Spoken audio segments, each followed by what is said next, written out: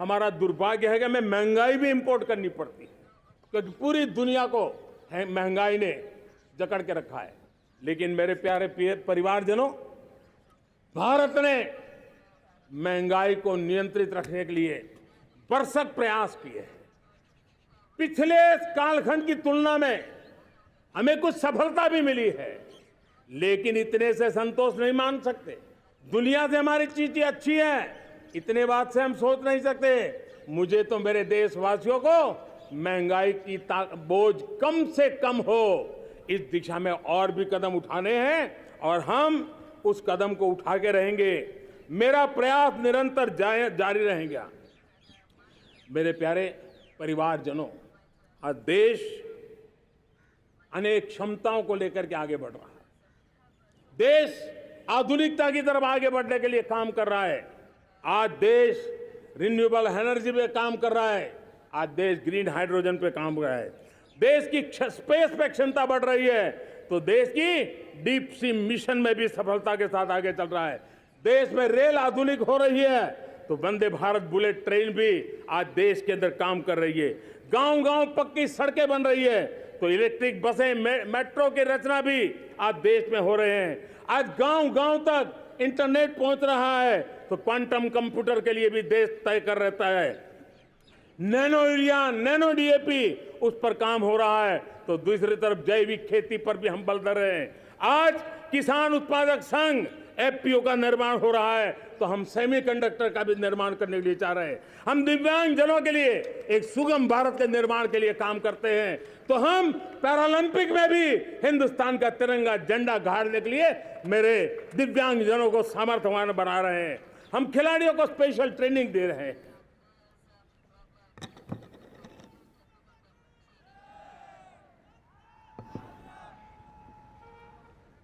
आज भारत पुरानी सोच, पुराने ढर्रे को छोड़ करके लक्ष्यों को तय करके लक्ष्यों को प्राप्त करने की दिशा से चल रहा है। और जब मैं कहता हूं ना कि जिसका शिलान्यास हमारी सरकार करती है, उसका उद्घाटन भी हमारे कालखंड में करते हैं। इन दिनों जो मैं शिलान्यास कर रहा हूं ना, आप लिख के रखिए, उसके उद्घाटन भी आप सबने मेरे नसीब में ही छोड़े हुए हैं। हमारी कार्य संस्कृति बड़ा सोचना, दूर का सोचना, सर्वजन हिताय सर्वजन सुखाय सोचना, यह हमारी कार्यशैली रही है। और सोच से भी ज्यादा, संकल्प से भी ज्यादा हासिल कैसे करना, इस ऊर्जा के साथ हम काम करते हैं। हमने आजादी के काल अमृत महोत्सव में 75,000 अमृत सरोवर बनाने का संकल्प किया था। उस समय हमने हर जिले में 75 अमृत सरोवर बनाने का संकल्प किया था। करीब 50-55 हजार अमृत सरोवर की कल्पना की थी, लेकिन आज करीब 75,000 अमृत सरोवर का काम निर्माण हो रहा है। ये अपने आप में बहुत बड़ा काम हो रहा है। जनशक्ति और जल शक्ति की ताकत भारत के पर्यावरण की रक्षा में भी काम आने वाली है। 18,000 गांवों तक बिजली पहुंचाना, जनधन बैंक खाते खोलना, बेटियों के लिए शौचालय बनाना, सारे टारगेट समय के पहले पूरी शक्ति से पूरे करेगा। और जब भारत ठान लेता है तो उसे पूरा करके रहता है। ये हमारा ट्रैक रिकॉर्ड कहता है।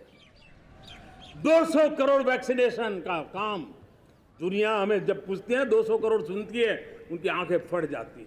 इतना बड़ा काम ये मेरे देश के आंगनवाड़ी वर्कर, हमारी आशा वर्कर, हमारी हेल्थ वर्कर, उन्होंने करके दिखाया। यह मेरे देश का सामर्थ्य है। 5G को रोल आउट किया, दुनिया में सबसे तेज गति से 5G रोल आउट करने वाला मेरा देश है। 700 से अधिक जिलों तक हम पहुंच चुके हैं और अब 6G की भी तैयारी कर रहे हैं। हमने टास्क फोर्स बना दिया है। रिन्यूएबल एनर्जी, हम टारगेट से पहले चले हैं। हमने रिन्यूएबल एनर्जी 2030 का जो टारगेट तय किया था, 21-22 में इसको पूरा कर दिया। हमने इथेनॉल में 20% ब्लेंडिंग की बात कही थी, वो भी हमने समय से 5 साल पहले पूरा कर दिया। हमने $500 बिलियन के एक्सपोर्ट की बात की थी, वो भी समय के पहले $500 बिलियन से ज्यादा कर दिया। हमने तय किया, जो हमारे देश में 25 साल से चर्चा हो रही थी कि देश में नई संसद बने, पार्लियामेंट का कोई सत्र ऐसा नहीं था नई संसद के। ये मोदी है, समय के पहले नई संसद बना करके रख दिया। मेरे प्यारे भाई बहनों, ये काम करने वाली सरकार है, निर्धारित लक्ष्यों को पार करने वाली सरकार है। ये नया भारत है, ये आत्मविश्वास से भरा हुआ भारत है, ये संकल्पों को चरितार्थ करने के लिए जी जान से जुटा हुआ भारत है। और इसलिए ये भारत न रुकता है, ये भारत न थकता है, ये भारत न हाँफता है और न ही ये भारत हारता है। और इसलिए मेरे प्यारे परिवारजनों, आर्थिक शक्ति बढ़ी है तो हमारी सामरिक शक्ति को भी एक नई ताकत मिली है। हमारी सीमाएं पहले से अधिक सुरक्षित हुई है और मेरे सीमा पर बैठे हुए मेरे जवान जो देश की सीमाओं की रक्षा कर रहे हैं और मेरे देश की आंतरिक सुरक्षा के संभालने वाले यूनिफॉर्म फोर्सेस, मैं आजादी के इस पावन पर्व पर उनको भी अनेक अनेक बधाई देते हुए मेरी बात को आगे बढ़ाता हूं। सेना का अधिकरण हो, हमारी सेना युवा बने, हमारी सेना बैटल के लिए रेडी, युद्ध योग्य बने, इसलिए निरंतर रिफॉर्म का काम आज हमारी सेना में हो रहा है। मेरे प्यारे परिवारजनों, आए दिन हम लोग सुना करते थे, यहां बम धमाका हुआ, वहां बम धमाका हुआ, हर जगह पे लिखा हुआ रहता था कि इस बैग को मत छूना, अनाउंसमेंट होते रहते थे। आज देश सुरक्षा की अनुभूति कर रहा है और जब सुरक्षा होती है, शांति होती है, तो प्रगति के नए अरमान हम पूरे कर सकते हैं। उसको लिए सीरियल बम धमाके का जमाना बीती हुई बात हो गई है। निर्दोषों के जो मौत होते थे वो बीते हुए कल की बात हो गई है। आज देश में आतंकी हमलों में भारी कमी आई है। नक्सल प्रभावित क्षेत्रों में भी बहुत बड़ा बदलाव आया है, बहुत बड़ा परिवर्तन का एक वातावरण बना है। मेरे प्यारे परिवारजनों, प्रगति की हर चीज में, लेकिन जब 2047 हम एक विकसित भारत का सपना लेकर के चल रहे हैं तब, और वो सपना नहीं, 140 करोड़ देशवासियों का संकल्प है और उस संकल्प को सिद्ध करने के लिए परिश्रम की पराकाष्ठा भी है। और उसकी सबसे बड़ी ताकत होती है वो राष्ट्रीय चरित्र होता है। दुनिया में जिन जिन देशों ने प्रगति की है, दुनिया में जो जो देश संकटों से वो पार करके निकले हैं, उसमें हर चीज के साथ साथ एक महत्वपूर्ण कैटलिक एजेंट रहा है, वो राष्ट्रीय चरित्र रहा है। और हमें राष्ट्रीय चरित्र के लिए और बल देते हुए हमें आगे बढ़ना होगा। हमारा देश, हमारा राष्ट्रीय चरित्र ओजस्वी हो, तेजस्वी हो, पुरुषार्थी हो, पराक्रमी हो, प्रखर हो, ये हम सबका सामूहिक दायित्व है। और आने वाले 25 साल हम एक ही मंत्र को लेकर चले, ये हमारे राष्ट्रीय चरित्र के सिरमौर होना चाहिए, एकता का संदेश। भारत की एकता को जीना, भारत की एकता को आंच आए, न ऐसी मेरी भाषा होगी, न ऐसा मेरा कोई कदम होगा। हर पल देश को जोड़ने का प्रयास मेरी तरफ से भी होता रहेगा। भारत की एकता हमें सामर्थ्य देती है। उत्तर हो, दक्षिण हो, पूर्व हो, पश्चिम हो, गांव हो, शहर हो, पुरुष हो, नारी हो, हम सब ने एकता के भाव के साथ और विविधता भरे देश में एकता का सामर्थ्य होता है। और दूसरी महत्व की बात मैं देख रहा हूं, अगर 2047 में हमें हमारे देश को विकसित भारत के रूप में देखना है तो हमें श्रेष्ठ भारत के मंत्र को जीना होगा, हमें चरितार्थ करना होगा। अब हमारे प्रोडक्शन में मैंने 2014 में कहा था जीरो डिफेक्ट जीरो इफेक्ट। दुनिया के किसी भी टेबल पर मेक इन इंडिया चीज हो तो दुनिया को विश्वास होना चाहिए, इससे बेहतर दुनिया में कुछ नहीं हो सकता है। ये अल्टीमेट होगा। हमारी हर चीज, हमारी सर्विसेज होगी तो श्रेष्ठ होगी, हमारे शब्द की ताकत होगी तो श्रेष्ठ होगी, हमारी संस्थाएं होगी तो श्रेष्ठ होगी, हमारी निर्णय प्रक्रियाएं होगी तो श्रेष्ठ होगी। ये श्रेष्ठता का भाव लेकर के हमें चलना होगा। तीसरी बात है, देश में आगे बढ़ाने के लिए एक अतिरिक्त शक्ति का सामर्थ्य भारत को आगे ले जाने वाला है, और वो है विमेन लेड डेवलपमेंट। आज भारत गर्व से कह सकता है कि दुनिया में नागरिक उड्डयन में अगर किसी एक देश में सबसे ज्यादा विमेन पायलट हैं तो मेरे देश में है।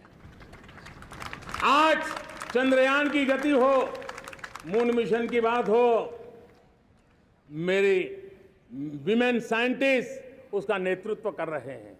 आज विमेन सेल्फ हेल्प ग्रुप हो, मेरी 2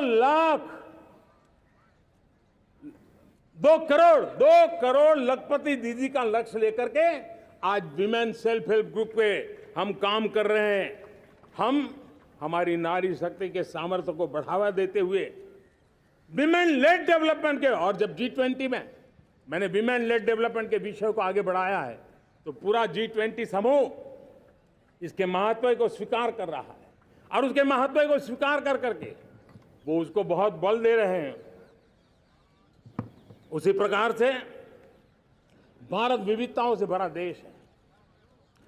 असंतुलित विकास के हम शिकार रहे हैं। मेरा पराया का के कारण हमारे देश के कुछ हिस्से उसके शिकार रहे हैं। अब हमें रीजनल एस्पिरेशंस को, संतुलित विकास को बल देना है, और रीजनल एस्पिरेशंस को लेकर के उस भावना को हमें सम्मान देते हुए, जैसे हमारी भारत माँ का कोई, हमारा शरीर का कोई अंग अगर अविकसित रहे तो हमारा शरीर विकसित नहीं माना जाएगा। हमारा शरीर का कोई अंग दुर्बल रहे तो हमारा शरीर स्वस्थ नहीं माना जाएगा। वैसे ही मेरी भारत माता, उसका कोई एक भूभाग भी, समाज का कोई तबका भी अगर दुर्बल रहे तो मेरी भारत माता समर्थ है, स्वस्थ है, ऐसा बैठ कर हम नहीं बैठ सकते। और इसलिए रीजनल एस्पिरेशंस को हमने एड्रेस करने की आवश्यकता है, और इसलिए हम समाज का सर्वांगीण विकास हो, सर्वस्पर्शी विकास हो, भूभाग के हर क्षेत्र को उसकी अपनी ताकत को खिलने का अवसर मिले, उस दिशा में आगे बढ़ना चाहते हैं। मेरे प्यारे परिवारजनों, भारत एक मदर ऑफ डेमोक्रेसी है। भारत मॉडल ऑफ डाइवर्सिटी भी है। भाषाएं अनेक हैं, बोलियां अनेक हैं, परिधान अनेक हैं, विविधताएं बहुत है।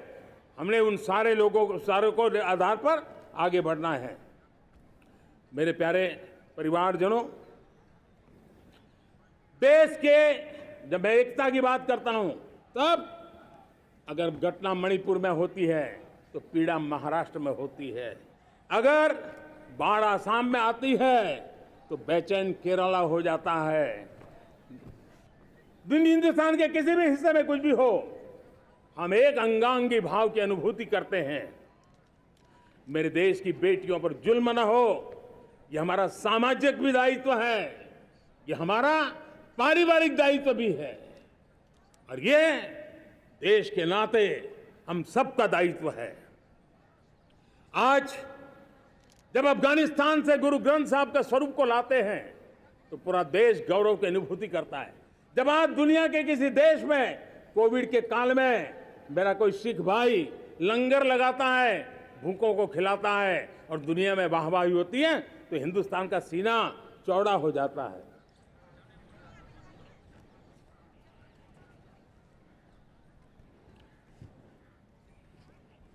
मेरे प्यारे परिवारजनों,